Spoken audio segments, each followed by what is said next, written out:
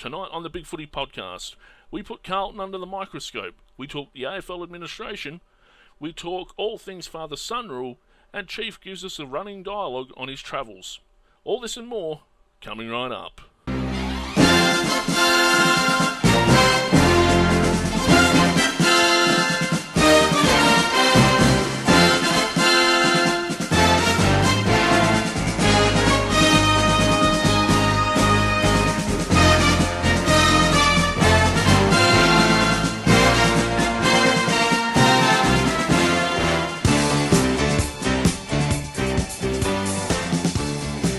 Ladies and gentlemen, welcome to the 12th edition of the Bigfooty Podcast. I am the Wookie. With me tonight is the A-Team, as they've taken to calling themselves.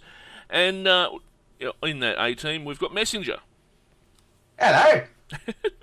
Old Dark Navies is here again.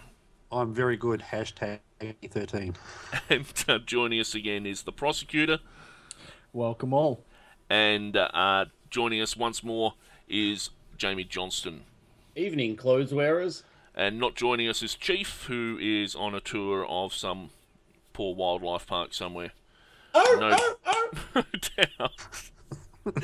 Anyway, guys, it's been a big weekend in terms of sport, perhaps less so if you're a North Melbourne supporter.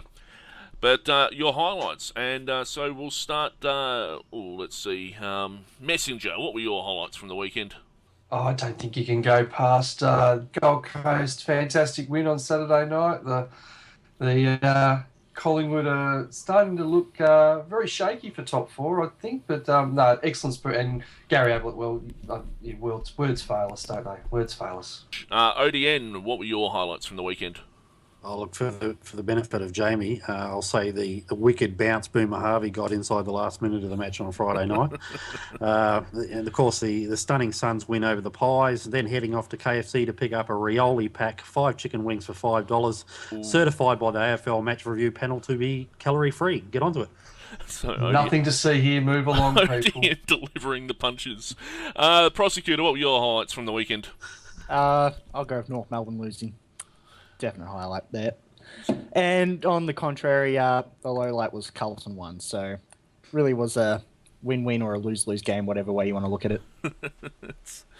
Fair enough. Amy, what were your highlights from the weekend? Obviously, Gold Coast getting over Collingwood, if only because now it makes it officially okay to lose to Gold Coast. Now that Collingwood have had it somehow happen to them. And, echoing Messenger, Gary Ablett Jr., he's... How good is he? How bloody good is he? He's very good indeed, I'm told. So, my highlight from the weekend is, of course, Carlton winning, but not just Carlton winning, and it is providential, perhaps, that... it's a big word, mate. Yes, that Jamie is here with us, since I have some comments here that he made regarding last Fire week. him away. And I quote, "I'll come next week if only to gloat over the Carlton lot about the inevitable and deeply frustrating caning we will give them on Friday night." Ooh. Now, it seems to me, and I'm no big city lawyer, but it seems to me that this never happened. And this seemed to be some fever dream that the North Melbourne guys had. Admittedly, if they'd kicked straighter in the first quarter, and if perhaps Boomer hadn't overrun the footy in the last, we might be telling a different story, and Jamie might... I think moving away from the cheap sniping, frankly pathetic, given that you spent $50 million on Mick Malthouse and he hasn't really even delivered 1/10 of what you were hoping for. It sums up our season in one moment. I've stood at Etihad and watched Boomer Harvey run onto dozens, probably hundreds of those balls, and it bounces up every time, and he slots the goal, and this year it didn't. Matty Cruiser was fantastic. Gave Todd Goldstein a bath. I think we have to rethink the get Todd Goldstein to ruck all game. So, full credit to Carlton. They beat us by a point on the day. So, yep, here I am. Serve away. Happy to cop it. We're going to be talking Carlton in the first half. We'll also be talking about the father-son rule. And so there's some interesting things coming out of that. And also... we'll be talking about the AFL administration a little bit later on. But first up, we're going to talk to Prosecutor about the Essendon Asada thing and just get some updates from him as to how that's going. Somebody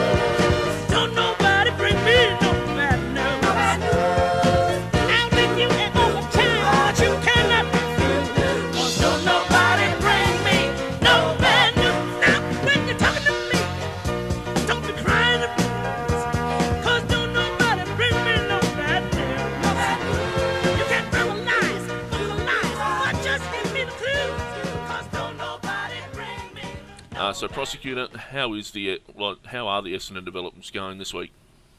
It's pretty much the same as every other week, isn't it? A bunch of opposition supporters get angry, Essendon supporters defend to the hilt, and no facts really in sight. But I think the latest article out by the Age investigative journalist said that something about Thymosin and Hexarelin on site. So obviously, if that's true, then that's a concern. But apart from that, nothing else really to report. Same old, same old. We look forward to August and this report coming out. We can stop talking about it for a bit. You think you'll be in a better place when the report comes out? Are you shocked to be sitting here? Look, I'm sick of these half-truths, lies, and constant innuendo. Hang on. Just why don't you just play his freaking press conference? Getting onto Twitter and seeing Ian Hank's latest talking notes. There we go. Yep. So the club will be in a very good position, and we look forward to the truth coming out. There we go, boys. That's the report from courtesy of Ian Hank. Been fantastic about this week and very, very interesting is that the whispers around town are that there are competing parties within the AFL now leaking against each other. The big boss and the littler boss underneath him, so to speak, are briefing different journalists to different ends, if you believe the tittle-tattle that's going around, to the point where one of these parties may even have been briefing Rebecca Wilson of the Daily Telegraph, and noted not friend of the great game of Australian rules football. So, well, I think you'd know, Jamie, that what's her name, Gillian McLaughlin's been briefing at least one Wilson. I don't know about the Rebecca. There's a lot of Wilsons he's been briefing. Yes, I know. At least him and Caro have always had a cozy relationship. But I think we have to be very careful here about what we say people have definitely been doing and what they haven't been doing and so on. But yeah, I mean, I'm hearing similar things to you. I don't want to have to insert allegedly before every comment. As someone who knows defamation law better than most people, allegedly doesn't get you off anything. So. I would wonder whether Rebecca Wilson is actually a friend of the English language, having read some of her stuff. Yeah, if you ask rugby league people, she's not a friend of theirs either. Sorry. I think so. Oh, sorry, go on, Pross. Okay. But I thought it was interesting to know from Rebecca Wilson's article, though, that there was no real deal coming out of it apart from agreeing on the terms of the investigation and what would happen pending results. There was no deal for sanctions or, infraction notices. It was just if the AFL and ASADA agree that there's a cause there for no negligence, then, they'll both agree to go down that path and agree to it. But there was nothing there that was saying we're going to get them off on this clause. It was just agreeing what will happen in certain cases or certain outcomes of the investigation. Well, both ASADA and the AFL flatly denied this months ago anyway. What I think is interesting is that it's difficult to tell whether the AFL have been good and got on the front foot and been responsible and proactive, or whether the NRL are just so incompetent as to sort of... You imagine the entire organisation is actually composed of those blokes with no necks and sort of tattoos all over themselves that look like bouncers who've wandered onto a ground. I mean, the NRL response has just been, frankly, astounding in its incompetence from what we've seen this week. Well, I think a few posters have been saying that there's been preferential treatment for the AFL, but, I've got the same questions as you do, Jamie, that... Perhaps it's just the NRL just didn't get off their ass and actually instigate talks with ASADA straight away. And, I mean, if this is the worst it's going to leak about, any so-called arrangements and all that sort of stuff, it's pretty damn flimsy as it is. The arrangement itself is pretty much, you help us and it may help you when it comes time to, decide penalties. And that's pretty much... Strictly in the code anyway. There's no guarantees in it. It should be in the code if it's not already. There shouldn't need to be an agreement for that sort of thing.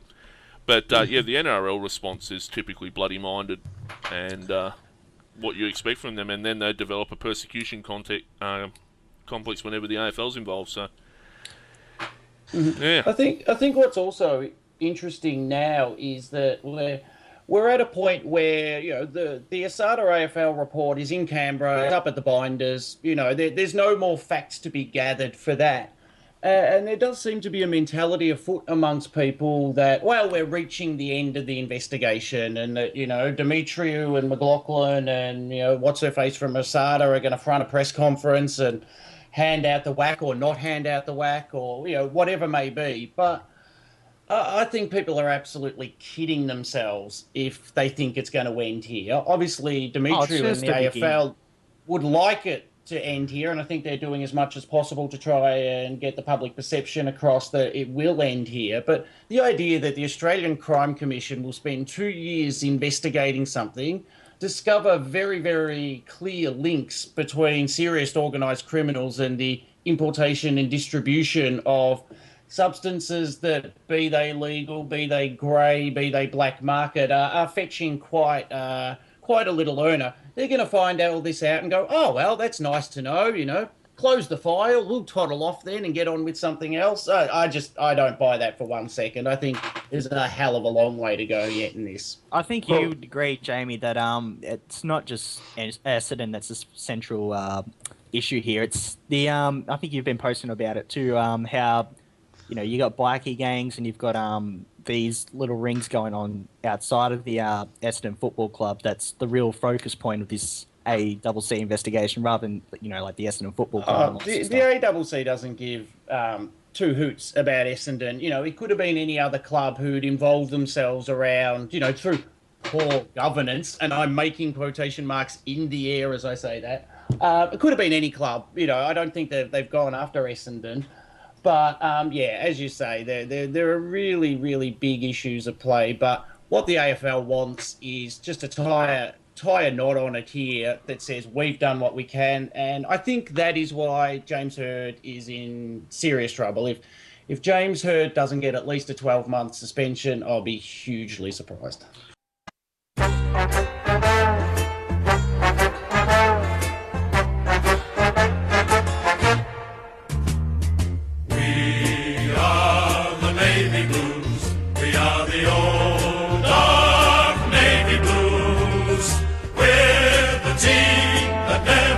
You down.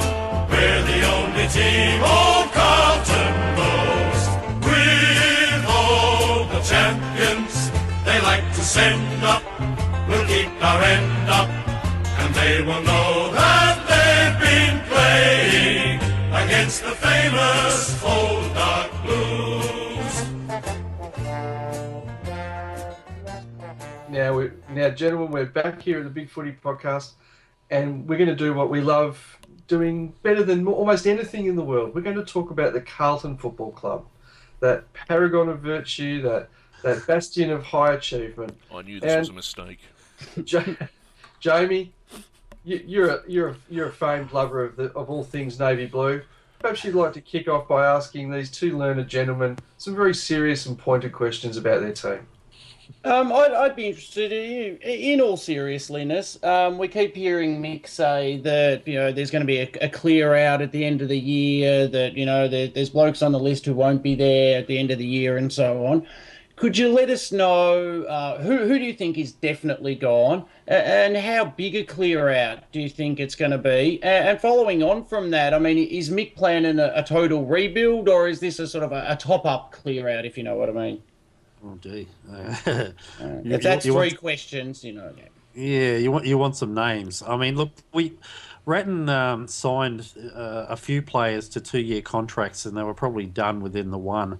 So we were very limited when Malthouse came in as far as what we could do in regards to trading and whatnot. So that clean out was always on the cards before Mickey even set foot in the place. But the likes of sort of Marcus Davies, potentially David Allard, although he has had some injuries. Aaron Joseph, he's unlikely to be at the Blues next year. Andy Collins.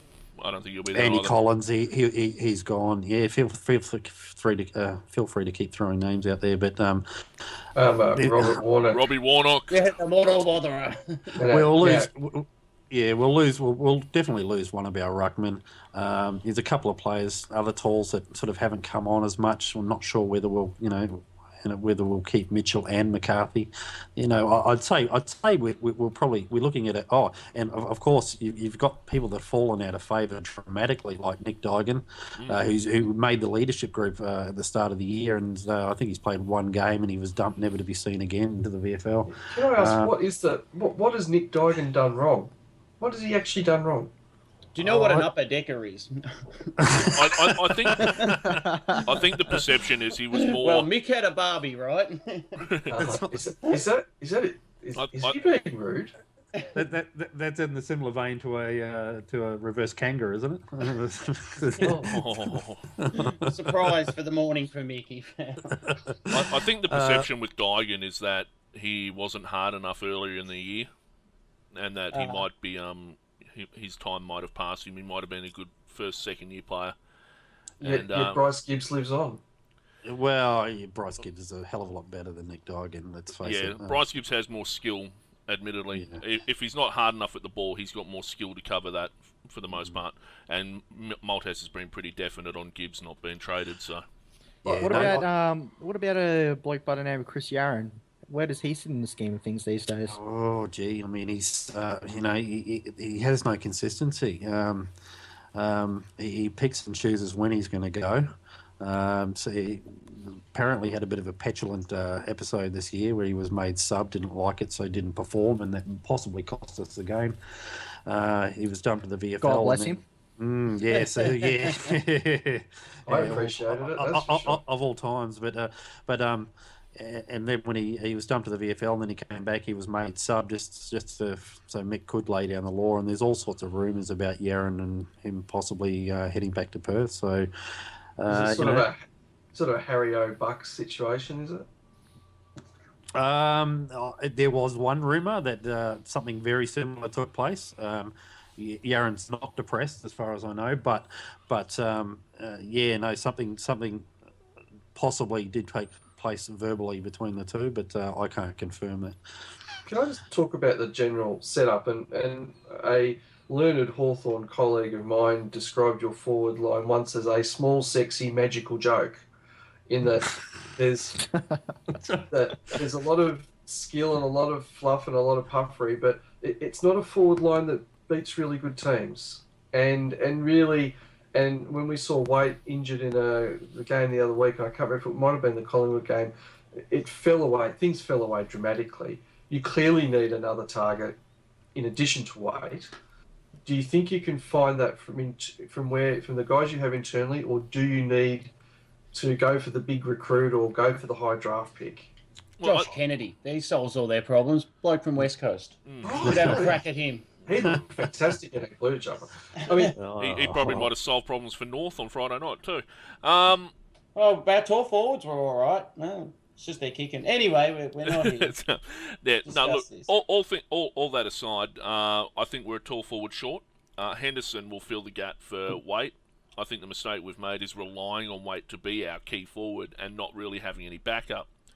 I think Henderson going forward is going to solve that a little bit if Watson comes along in defence. If Watson doesn't keep coming along, Henderson's going to have to go back again, and that leads us back to where we started. Rowe takes some of the pressure off, but he's not a focal target.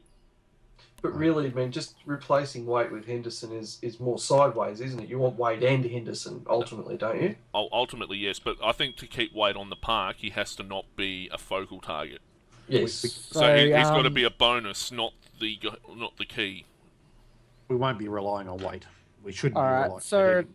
having said all that, come October and during trade week, would Carlton be looking for a key position defender or forward? Either or. Yeah, look, because Henderson's such a good swingman and he's good in either position, we can do either one and mix it up a little bit. I would strongly suggest that we'll be trading, well, one or both of those ruckmen in the reserves will be traded.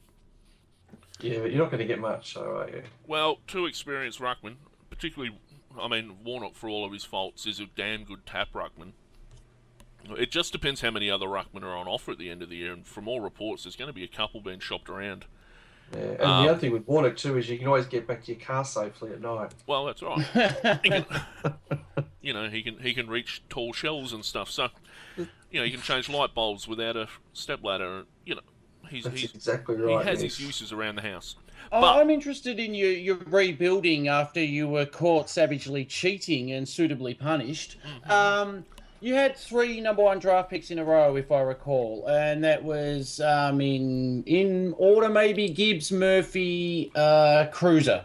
Gibbs, Murphy, Cruiser, Murphy, Gibbs. Sorry, I'm not potting any of those blokes. I think they'd all get a game at any of our clubs. They're all good footballers, but if you then compare to, say, another consecutive period of number 1 draft picks, and I'm furiously checking the internet, and I have it correct here, if you'd gone back 10 years, you could have had Rewalt, Hodge, Goddard.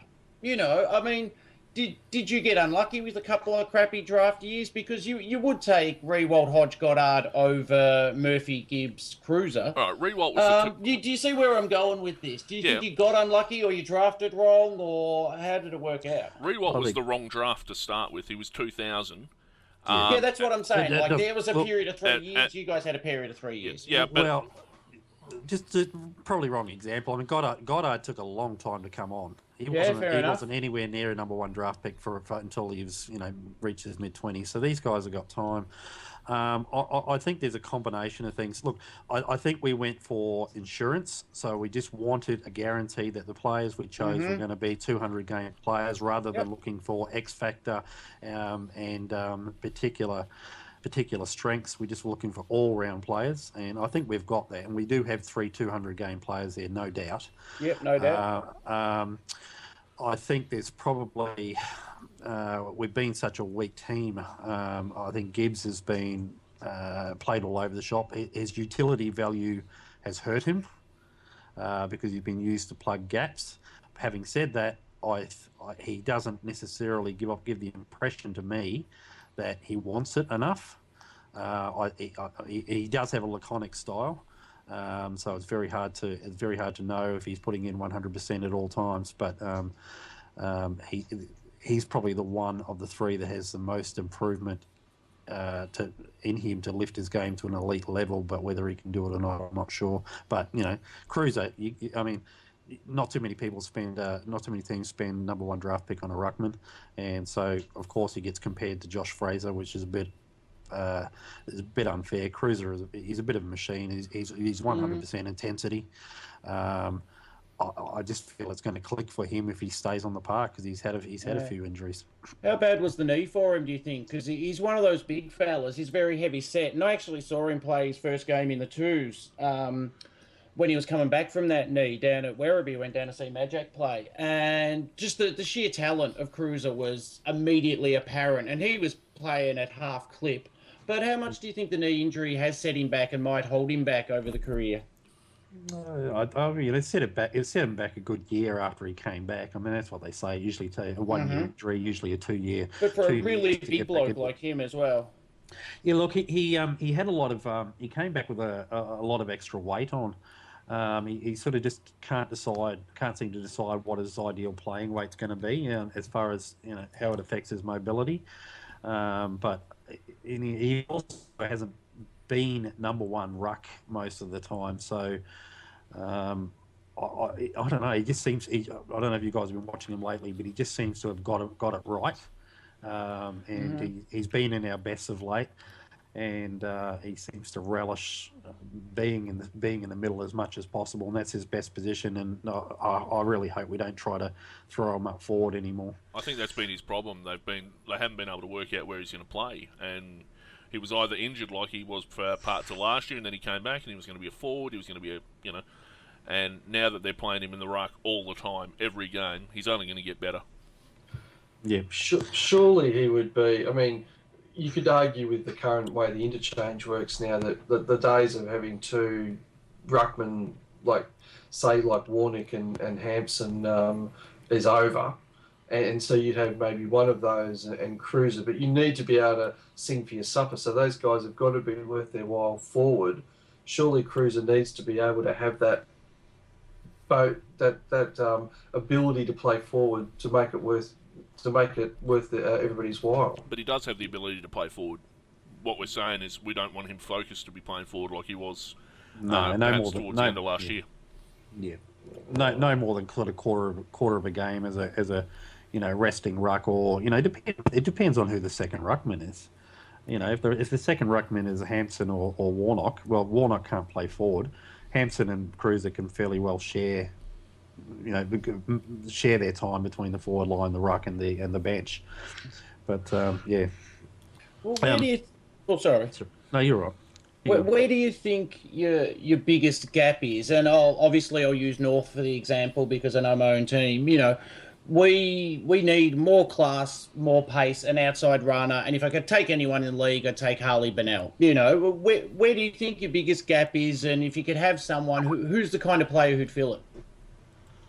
Oh, look, I mean, we probably all have different opinions because, we're a very confusing side. But I see a skilled inside mid as a must. We have inside mids, but they don't have great kicking skills. We sort of need to we need to toughen up a little bit inside, and I don't see Judd was in that role, and we're trying to get him out of it, but I don't see the likes of Curnow or Keisha or McLean. McLean's not an inside mid as such. He's sort of a little bit in between. So I would love to get somebody who was. I'd love to get a Luke Hodge type, for example. Do you think you've got that midfield mix? Keisha and Curnow seem to be playing really quite negative roles. Have you got the mix right, or do you think there's a bit too much focus on the opposition and not enough on moving the ball and getting the ball yourself? We Keisha, Curnow, Armfield, all playing negative roles in there. So we every week we lament the fact that we're going too negatives, and we're tagging too many of the opposition players and not doing enough setting the tone ourselves, I guess. But having said that, Keisha and Curnow have been a bit of a revelation of late. They've been in a couple of our best players. So I see Keisha as somebody who can get the ball, and I think he will. He has potential to be a bit of an accumulator. Being able to switch between a hard tagger and an accumulator like Carazzo has done in the past. Are you a good enough kicking team? No. Our disposal efficiency is fairly low as far as the rest of the league goes, and we're especially abysmal when it comes to delivering inside 50. Yeah. It's funny because in the past we've had our players like Ryan Houlihan and Nick Stevens who probably went missing more than we would like, and weren't as hard as we would have liked, and but they were sublime when it came to delivering into admittedly a good forward like Brendan Favola. But we haven't had anybody that can, Gibbs is probably the best chance we have, but we need to get him sort of more forward of centre to be able to take advantage of his kicking skills. Boys, you've had a poor year as such and all that sort of stuff, and there's been talk about having to rebuild again, or at least having that little mini rebuild with Mick Malthouse. I'm just reading an article now. It's got Chris Judd's 30 in September, Jared Waite's 30, Carazzo's 30 in December, Simpson's 29, Jamison 27, and Walker 27. Who's the next generation at Carlton that we could be looking forward to in the next couple of years to really step up and take over from those players? I can name a couple of names of players coming through, but I don't think we have anybody to cover all of those positions just yet. We certainly do have to start looking at drafting for need, and instead of just drafting the best available according to a list, which is what we traditionally do. The likes of Graham, Karshia, McInnes, Menzel, they're probably the four names that stand out to me as being the next generation really stepping up and taking over from those guys. No Nick Graham? But, I said Graham, yeah. Sorry. Graham, we're dying to get him in the side. Every week when the team comes out and he's not in there, we get a few people having mini hissy fits about it because we're just so desperate to see him because he's absolutely tearing it up in the VFL. And on that note, I think we need to wrap up the Carlton talk. Let's just when you're out walking down the street at night, just look up and thank Robbie Warnock for all he's done for you. All right. Rookie, idiot, and then we move on. At least our funny press bastard. conferences are more interesting these days. Oh. What else have we got on the agenda? I've got to go to bed. I'm tired. Really? They keep making me work too much. Go It's to bed. pathetic. I know. You've got that on tape now. Yeah, It pretty much is, yeah. that'll make Had a day off in 3 weeks. that'll make the podcast. It's not time to make a change. Just relax, take it easy. You're still young, that's your fault. There's so much you have to know. Find a girl, settle down. If you want, you can marry. Look at me, I am old, but I'm happy. I was once like you are now, and I know that it's not easy to be calm when you found something going on. But take your time, think a lot.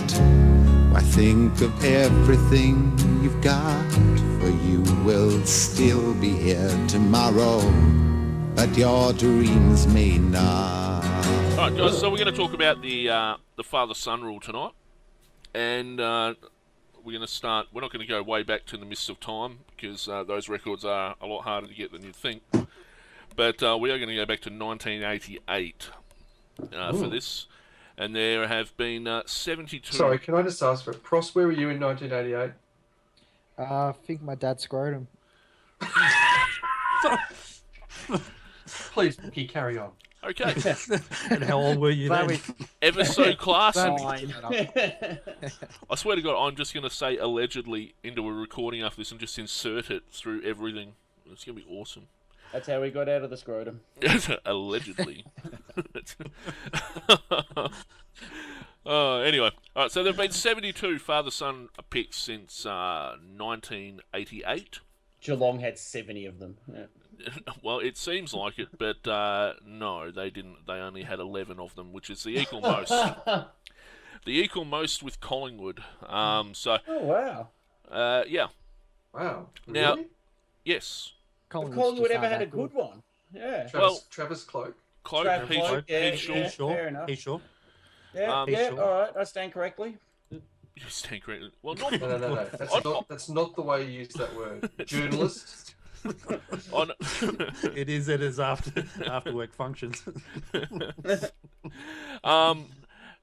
Interestingly enough, swallowing something. Interestingly enough, it wasn't part. Like, you could actually pull your father-son pick without being in the draft itself, without being in the national draft until 1997. It was separate. The last person to be drafted outside of the actual draft itself was Lance Whitnell, who was the son of Graham Whitnell and was a Rising Star nominee.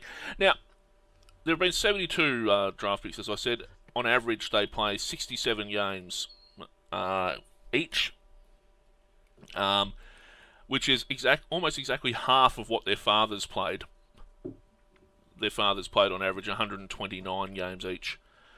Well, that's a bit thrown out by the fact that to be a father-son pick in recent times, you have to have played 100 games. So it's a statistical anomaly. Yes, it is, but nevertheless. Anyway, Nevertheless. Father-son, the sons have played in 22 premierships, which is split between 14 players. They've won 3 Brownlows between 3 players, 1 Coleman medal, which is Jonathan Brown. No Norm Smith medals have been won by father-son draft pick. And 1 Rising Star, with 13 other nominations. And 25 club best and fairest between 14 players, and 35 All-Australians between 14 players. Now, of those All-Australians, it's worth noting that 6 of them belong to Gary Ablett, 6 of them belong to Matthew Scarlett, and there's another one here with also 6, which is Ben Cousins. So there you go. that's the basic stats.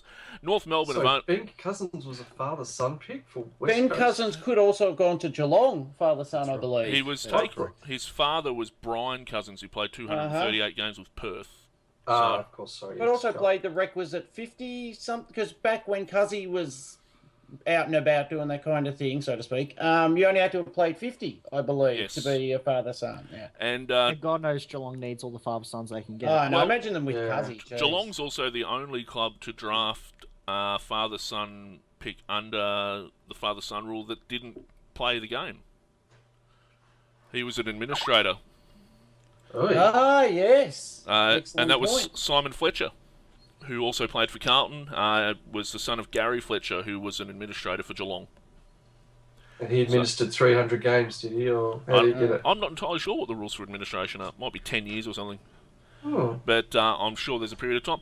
Now, what's always intrigued me about this, and before I get onto that, it's an average of 3 father-son picks per year.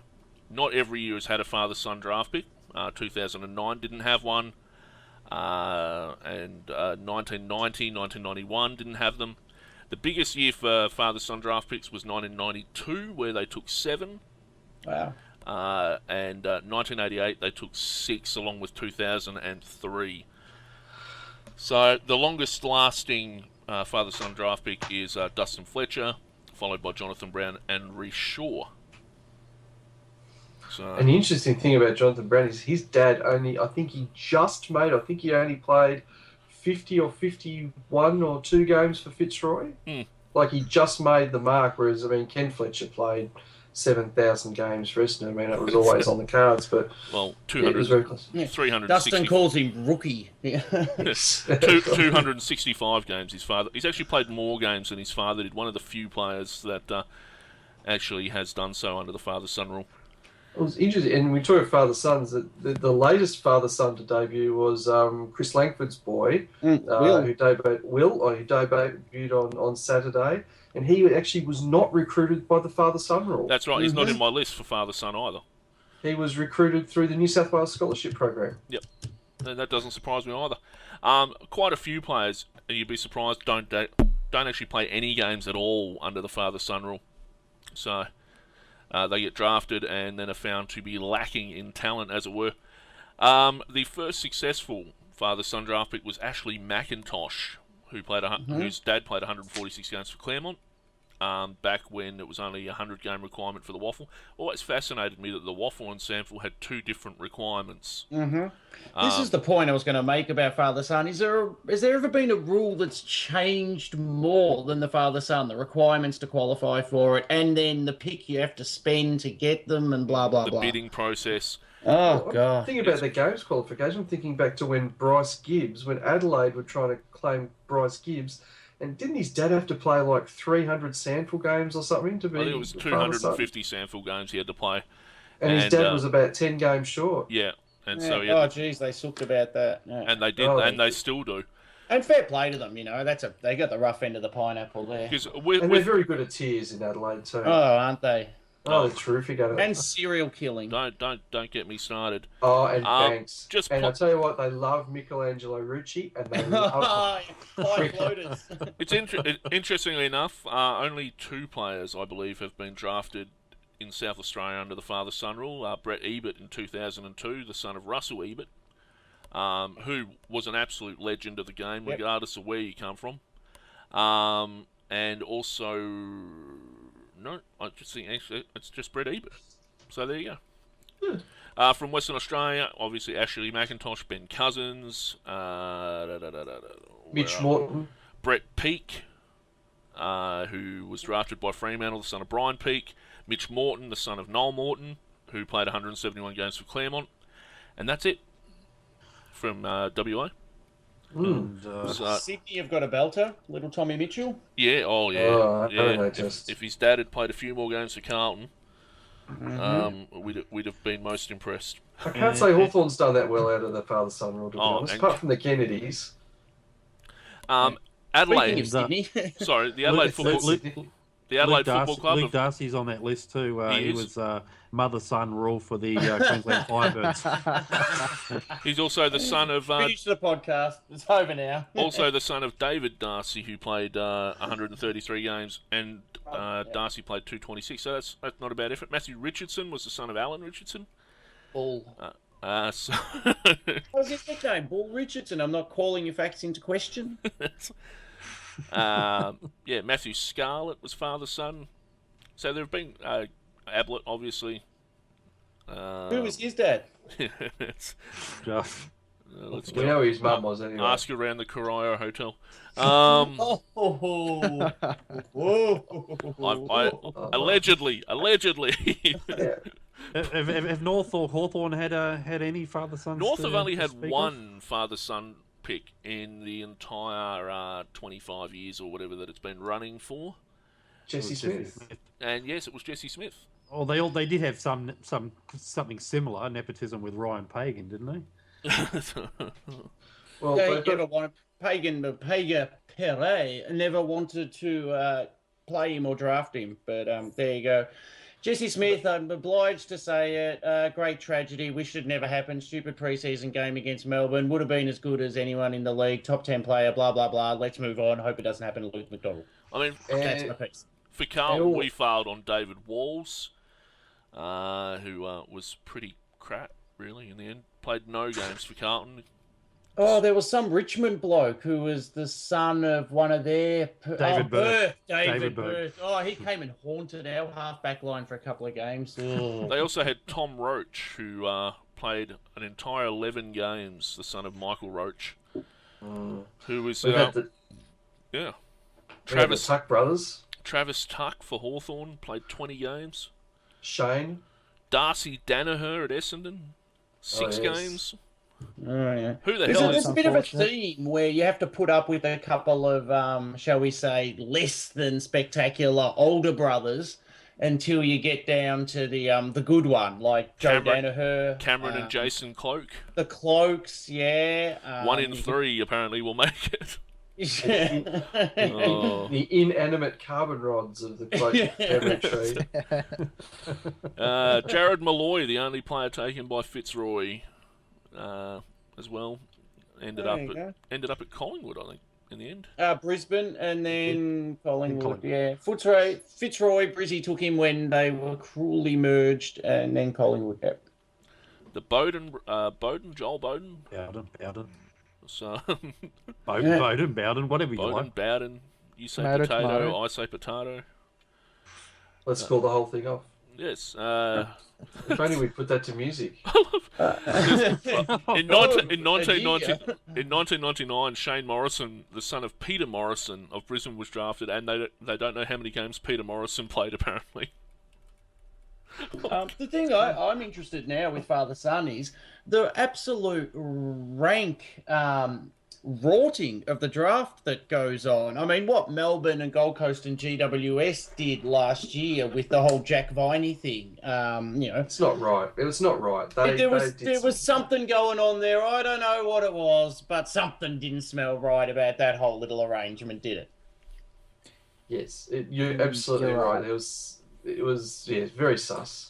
And now, after North, obviously, you may have heard on the internet, there's a bloke called Luke McDonald who's playing for Werribee. But you have North people now wondering whether he's worth it. Because if we finish 15th or whatever, we get pick 5. And is he rated? Some people only rate him pick 7. So should we tank in order to finish low enough whereby then we can get him with our second round pick because no one will want to bid on him? And hang on, are you saying that you're not tanking now?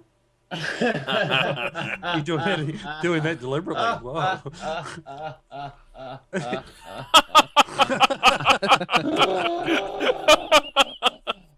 What's your safe word?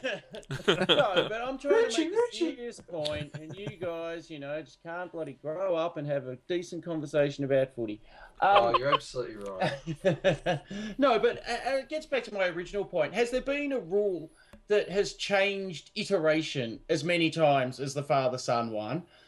And my second point, I think, is there any other competition in the world that has this rule? When friends of mine from overseas and, who follow other codes, hear about this, they're like, that's kind of cool, but weird, We're going to move straight into what we look forward to on the weekend. And perhaps we'll start with, let's see, ODN. What are you looking forward to on the weekend? Oh, Friday night footy. Bombers and Hawks, 1 and 2 on the ladder.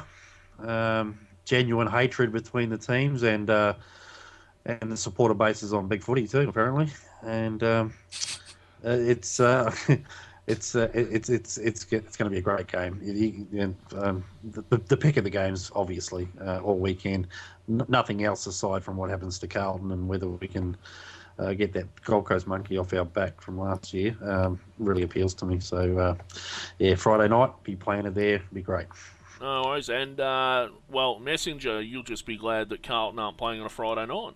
I'll be very glad because I'm sick of watching them, frankly. They're dreadful. But anyway. I think you guys are playing the next 4 out of 5 weeks on Friday night. Well, it'll be a real pleasure for the whole league. Now, this round is bookended. 2 games decent games bookend this round. Essendon Hawthorn on Friday night, and Sydney versus Richmond, which is the twilight game on Sunday. Richmond have got past one hurdle; they've beaten the Dockers. Leg 2 is the of the trifecta is Sydney, and then the following week they play Hawthorn. So this is a really big test leading up to the finals for the Tigers. But the 7 games in between, they are absolutely dreadful. Prosecutor, what are you looking forward to this weekend, mate? I'm looking forward to playing a top-of-table clash that's after the bye. It's been a long time between drinks, and this is the first time since 2003, I think, that Essendon's had 13 wins in the season, and it's just long overdue, and I'm looking forward to it.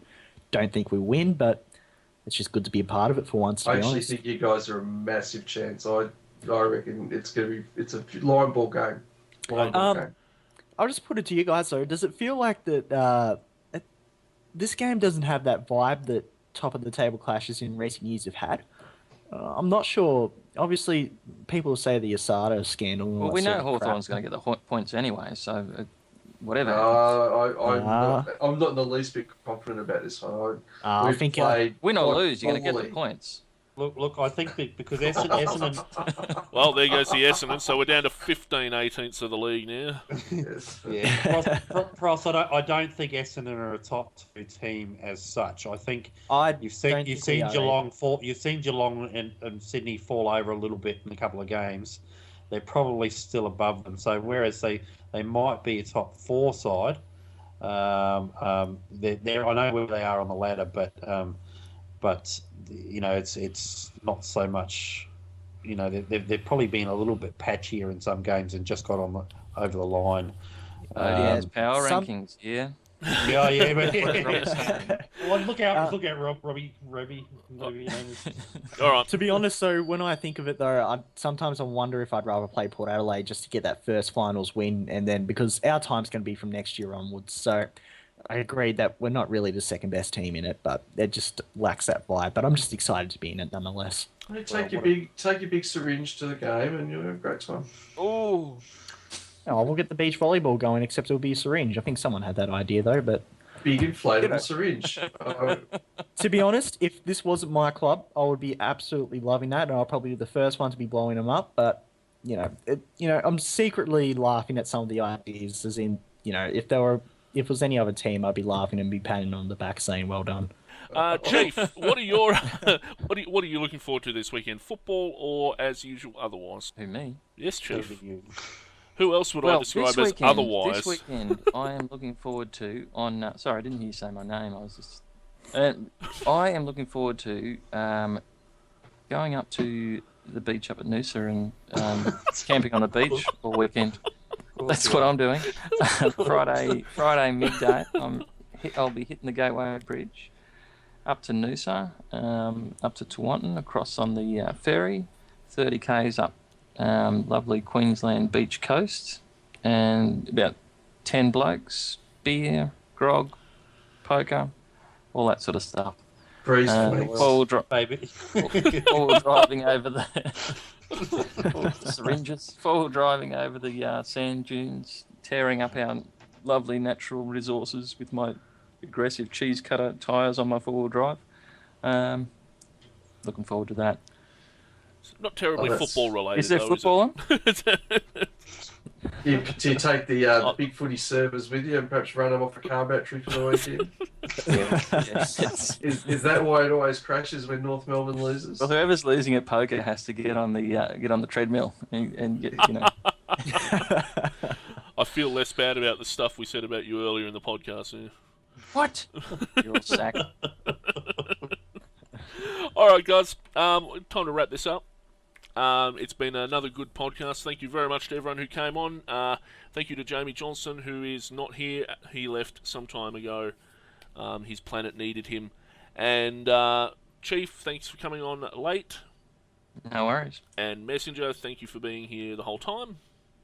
My pleasure. 99. And ODN, thank you for being here today and tomorrow. Been a lot of fun. And Prosecutor, thanks for coming in, mate, and suffering the slings and arrows of Messenger. It is always a pleasure. Draggy.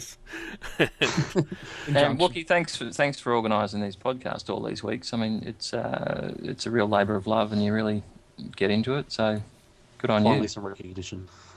You're the wind beneath my wings. Did I say that you're my hero? It has been. It's actually been great to see all the other casts that have been coming up after we started doing the Carlton one.